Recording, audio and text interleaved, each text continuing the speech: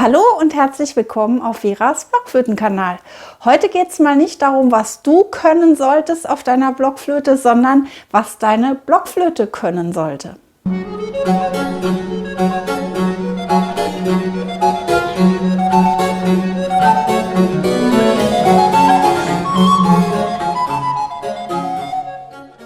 Ja, hallo, schön, dass ihr wieder dabei seid oder neu hinzugekommen seid.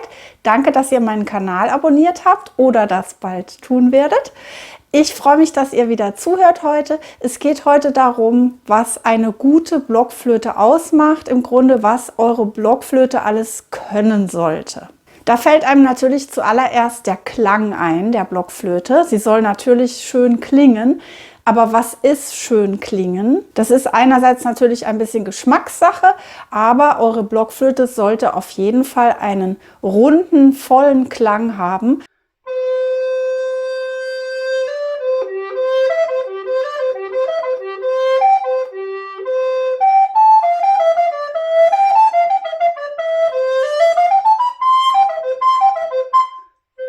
Sodass ihr euch nicht zurückhalten müsst beim Blasen.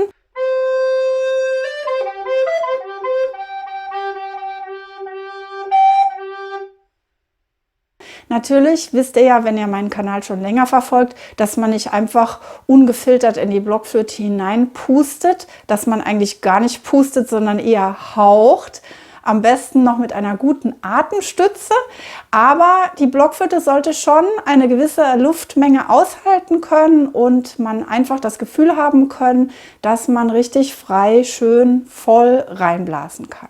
Natürlich hängt das aber auch von eurem Zutun ab, wie ihr die Blockflöte spielt. Ich habe es schon erwähnt, eine Atemstütze wäre natürlich die beste Voraussetzung. Aber auch wenn ihr noch nicht ganz so weit seid, dass ihr die Atemstütze, die Zwerchfellatmung so richtig perfekt beherrscht, könnt ihr natürlich darauf achten, wie ihr eure Blockflöte spielt. Und da kann man feststellen, dass bei der Blockflöte jeder einzelne Ton einen gewissen Kern hat. Da, wo er optimal klingt. Und das könnt ihr ausprobieren, indem ihr ein bisschen mit der Lautstärke mal rumprobiert und variiert. Und zwar ist es bei jedem Ton nochmal unterschiedlich bei der Blockflöte. Einfach mal rausbekommt, wo bei welcher Luftmenge und auch beim Druck des Blasens klingt der einzelne Ton am besten.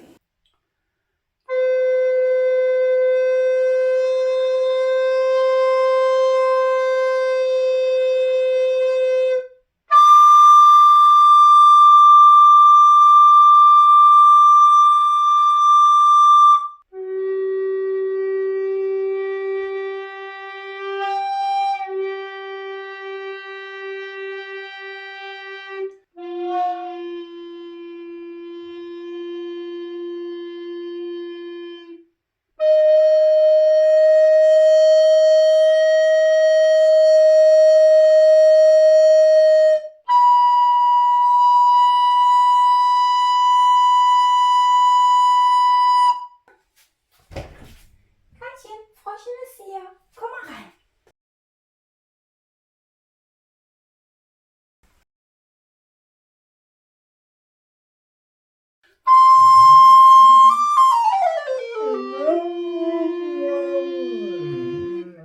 Genau. Und deshalb gehst du besser raus. Komm schnell. Wenn bei eurer Blockflöte da gar kein Spielraum besteht, dass ihr einfach nicht mal ein bisschen mit weniger oder mehr Druck reinblasen könnt oder leiser und lauter, dann hat die Blockflöte ein Problem. Es sollte auf einer guten Blockflöte möglich sein, dass ihr mit dem Ton da einiges variiert. Dann als zweiten Punkt möchte ich euch nennen die Ansprache der Blockflöte. Dass sowohl die tiefen Töne gut ansprechen,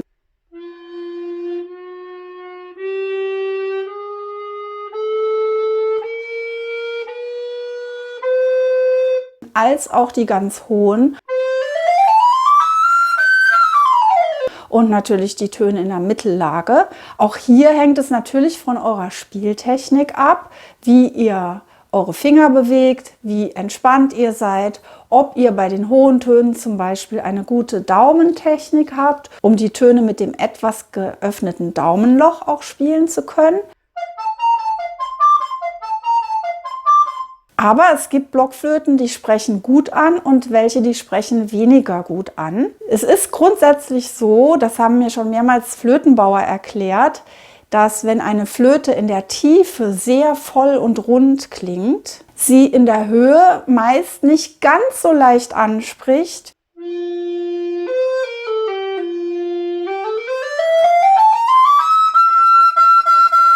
wie eine, die eher schlank ist im Ton und in den tiefen Tönen nicht den vollen Body hat, aber die dafür oben sehr leicht und elegant bei den ganz hohen Tönen anspricht.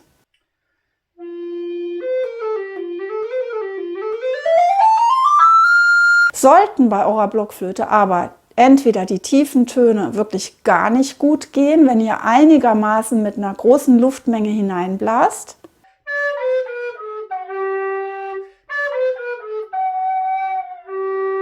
oder die hohen Töne wirklich auch bei guter Technik nicht rauskommen,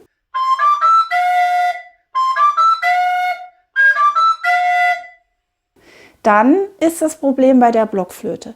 Denn auch wenn ihr zum Beispiel bei den Altblockflöten ein Stansby-Modell habt, das bekannt dafür ist, dass die Tiefe sehr rund und voll ist,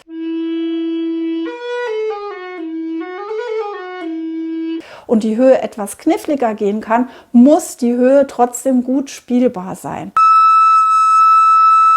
Das ist also ein bisschen Klagen auf hohem Niveau, wenn ich sage, meine Stansby-Flöte spricht oben nicht so gut an wie zum Beispiel ein Denner-Modell. Es muss auf beiden Flöten gehen.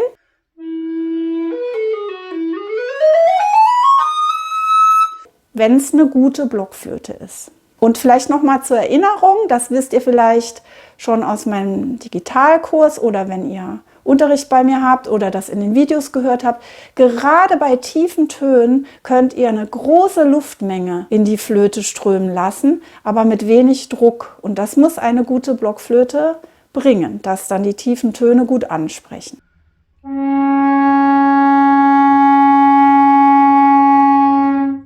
Natürlich immer vorausgesetzt, ihr habt die Finger richtig drauf. Richtig heißt nicht fest drauf, sondern an der richtigen Stelle und locker.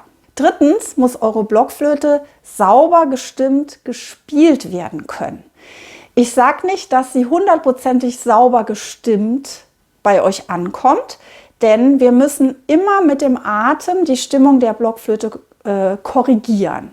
Denn wenn ich in eine Blockflöte zum Beispiel die Oktaven in Tief und Hoch mit der gleichen Lautstärke blase, mit derselben Luftmenge und demselben Druck, dann klingt es ziemlich schief, auch auf einer sehr gut gebauten Blockflöte.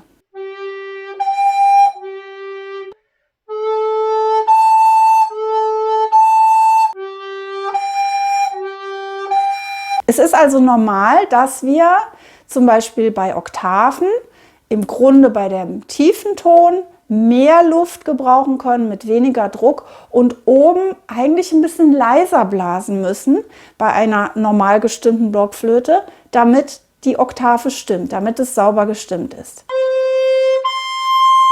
Wenn man jetzt aber beim Kauf schon feststellt, dass die obere Oktave so anders ist im Vergleich zur tiefen, dass man da schwer korrigieren kann mit dem Atem, dann sollte man die Finger davon lassen. Das heißt, bei einer gut gestimmten Blockflöte müssen die höheren Töne eigentlich schon von sich aus etwas höher gestimmt sein und ich muss sie dann selbst leiser herausbringen. Das klingt jetzt sehr kompliziert, aber wenn ihr schon eine Weile Blockflöte spielt, dann habt ihr das sicher auch schon gelernt, beziehungsweise auch von mir schon oft gehört, dass bei den höheren Tönen, ich sag mal ab den geknickten Daumentönen, dass da mit der Lautstärke Vorsicht geblasen ist. Also eine gut gebaute Blockflöte muss wenigstens saubere Oktaven haben können, die man spielt und natürlich auch einzelne Töne wie zum Beispiel ein Cis auf der Altblockflöte sollte gegriffen werden können mit ersten, zweiten und einem halben dritten Finger in der rechten Hand. Wenn das nicht so stimmt und das Cis irgendwie viel zu hoch oder zu tief klingt, dann wird es schon kompliziert. Dann müsst ihr zum Beispiel dort immer andere Griffe verwenden. Also nochmal zusammengefasst, für die Stimmung eures Blockflötenspiels seid ihr hauptsächlich als Spieler verantwortlich. Ihr müsst immer gut hinhören und jeden einzelnen Ton mit dem Atem korrigieren. Muss ein bisschen höher sein, ein bisschen tiefer sein, entsprechend der Lage, in der ihr euch befindet. Aber die Blockflöte muss grundsätzlich schon mal so gestimmt sein, dass sie die richtigen Voraussetzungen dafür bietet. Was eine Blockflöte außerdem können müsste, was eine Blockflöte außerdem noch können sollte, euch ermöglichen, mit euren Fingern entspannt zu spielen. Das hängt ein bisschen auch ab von der Anordnung der Grifflöcher. Die sollten im richtigen Abstand sein, sodass es gut gegriffen werden kann. Und es gibt manche Blockflötenmodelle, da sind die Löcher in ungewohnten Abständen oder sie sind wirklich zum Teil so weit auseinander, dass es kaum zu greifen ist. Damit meine ich jetzt nicht die ganz großen Tenorflöten zum Beispiel, die einfach schwer zu greifen sind und wo man sich dran gewöhnen muss, sondern zum Beispiel Sopran- oder Altblockflöten. Wenn ihr irgendeine China-Marke aus Plastik bestellt im Internet, dann kann es schon mal sein, dass die Abstände der Grifflöcher anders sind und dass ihr dadurch enorme Griffprobleme bekommt, die eigentlich nicht nötig wären. Die Anordnung der Grifflöcher hat auch sehr viel damit zu tun, wie die Flöte gestimmt ist. Da müsste man jetzt noch mal einen Flötenbauer zu Wort kommen lassen. Aber die Abstände der Löcher kann man nicht einfach irgendwie machen. Man richtet sich natürlich nach den historischen Vorbildern von Blockflöten, so wie die in Museen ja immer noch liegen. Aber natürlich auch danach, wie klingt es, ist es sauber genug gestimmt? Muss dieses Löchlein noch ein Stück runter oder ein Stück hoch und wie ist das innen gebohrt? Also es ist eine ganze Wissenschaft für sich. Auf jeden Fall muss es sich für den Spieler gut anfühlen und man vor allem in der rechten Hand nicht irgendwelche komischen Streckungen machen müssen, die bei anderen Flötenmodellen dann nicht so sind. Es gibt zum Beispiel auch Blockflöten, da ist das Daumenloch hinten an einer ganz komischen Position, also viel zu tief oder zu hoch. So eine habe ich leider nicht oder zum Glück, aber das ist mir schon begegnet bei Schülern und das versaut euch quasi die ganze Technik, weil ihr müsst dann eure Hand so komisch halten, dass ihr dadurch Probleme habt, die eigentlich überflüssig wären, wenn ihr eine richtig gute Blockflöte hättet. Außerdem sollte eine Blockflöte möglichst immer unverschnupft bleiben, also sie sollte im Idealfall nicht ständig heiser werden.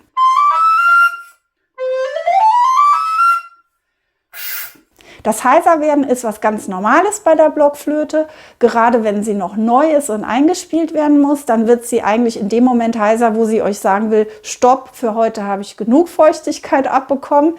Aber auch wenn die Flöte schon längst eingespielt ist und auch wenn es eine sehr gute Blockflöte ist, dann kann sie immer mal wieder heiser werden. Entweder dadurch, dass ihr sie nicht angewärmt habt, bevor euer warmer Atem dann in die Flöte kam, oder weil die klimatischen Verhältnisse gerade so sind. Es kann manchmal vom Wetter abhängen, natürlich von dem Raum, in dem ihr euch befindet. Es kann auch sein, dass sie mal überarbeitet werden muss, also wenn sie ständig heiser wird und sie hat vorher immer funktioniert. Aber so grundsätzlich, wenn ihr die Flöte von Anfang an habt, ihr habt sie langsam eingespielt bis zum Heiserwerden und dann immer mehr aufgebaut, dann muss die Blockflöte eigentlich, wenn sie nicht gerade verschnupfte Phasen hat und ihr das mit 1-2 Tröpfchen Anti-Heiser, Anti-Kondenswasser beheben könnt, dann sollte sie eigentlich frei sein. Ich erinnere mich, dass eine Kommilitonin von mir im Blockflötestudium in den Niederlanden, in Maastricht, die hatte eine Blockflöte von einem Flötenbauer gekauft. Ich weiß nicht mehr, wie der hieß, das würde ich jetzt auch nicht sagen, aber den gibt es auch, glaube ich, nicht mehr. Das waren also Profiflöten, aber diese Flöte wurde immer heiser und sie hat alles probiert, sie hat sie richtig eingespielt, sie hat sie dem Flötenbauer zur Revision gegeben und die hatte immer dieses Problem des Heiserwerdens. Das heißt, während der Vorspielabende und der Konzerte musste sie immer und es war einfach immer belegt und das ist nicht in Ordnung. Dann stimmt einfach was nicht mit der Blockflöte. Eure Blockflöte sollte grundsätzlich nicht heiser werden, von kurzen Phasen mal abgesehen. Was eure Blockflöte unbedingt auch können sollte oder haben sollte, ist die Voraussetzung zur barocken Griffweise. Das heißt, dass ihr zum Beispiel bei der Sopranblockflöte das F so greift und nicht so, nur mit dem einen Finger. Daran kann man es immer erkennen. Dazu habe ich ja auch schon mal ein Video gemacht, mindestens eins. Die sogenannte deutsche Griffweise, die ist einfach eine fehlerhafte Griffweise, die durch einen Irrtum entstanden ist. Und leider wird und wurde die sehr viel genutzt, um in Schulen Blockflöte beizubringen und so weiter. Das Problem bei der deutschen Griffweise ist aber, dass es am Anfang etwas leichter ist oder scheint, das F so zu lernen. Später, wenn man fortgeschritten ist und auch andere Halbtöne lernt, Cis, Dis und so weiter, dann sind die Griffe komplizierter. Das wäre auch noch nicht so schlimm, aber das Schlimme ist, die deutsche Griffweise klingt super verstimmt in sich und trägt natürlich auch zu dem Image der Blockflöte bei, dass es schief klingt. Und das wollen wir nicht. Das ist sowieso auch nicht ursprünglich so gedacht bei der Blockflöte, historisch gesehen. Die Blockflöte, da braucht ihr einfach eine mit barocker Griffweise und die erkennt man nicht immer an den Halblöchern. Die Halblöcher sind der nächste Punkt und auch schon der letzte, den ich euch nennen will. Ihr braucht Halblöcher bei der Blockflöte, zumindest wenn es ein barockes Modell ist. Wenn ihr jetzt frühbarocke Flöten spielt oder Renaissanceflöten, so wie die hier, da gibt es keine Halblöcher. Da macht man das selbst mit dem Finger. Aber die meisten von euch werden solche barocken Modelle haben. Und da braucht ihr bitte unbedingt die Halblöcher, damit ihr auch schöne Halbtöne spielen könnt. Und das knüpft wieder an bei dem Punkt sauber gestimmt spielen. Das ist nur möglich, wenn ihr wirklich diese Halblöcher habt oder sie selber kreiert durch eure Finger. Und deshalb sollte eine gute Blockflöte barocke Griffweise und Doppellöcher haben. So, ich hoffe mal, dass die meisten von euch eine Blockflöte haben, die allen diesen Punkten entspricht und vielleicht ein, zwei Schwachpunkte hat, aber dass ihr im Großen und Ganzen sagen könnt, ja, diese Blockflöte ist eigentlich eine gute Blockflöte, die bringt das, was sie bringen soll. Und ja, den Rest müsst ihr natürlich als Spieler machen. Und wenn ihr Lust habt, mal zum Beispiel die Atemstütze, die Zwerchfellatmung so richtig von Grund auf zu lernen und auch die richtige Artikulation, also wie stoße ich jetzt an auf der Blockflöte, dass es auch gut klingt. Denn ich kann auch auf einer sehr guten Blockflöte ganz hässlich spielen, das ist ja klar. Und wenn ihr mal richtig fundiert so von A bis Z einen Überblick haben wollt, wie das alles geht auf der Blockflöte, auch wenn ihr schon fortgeschritten seid, dann könnt ihr gerne meinen Online-Videokurs durchnehmen, Blockflöte Next Level. Der ist hier unten verlinkt in der Infobox, sowie alle weiteren Projekte von mir und Kurse, die ihr euch anschauen könnt. Ja, ich hoffe, das Video hat euch gefallen. Wenn es euch gefallen hat, dann freue ich mich über einen Daumen hoch und natürlich, wenn ihr meinen Kanal abonniert. Danke fürs Zuhören und bis zum nächsten Mal. Tschüss!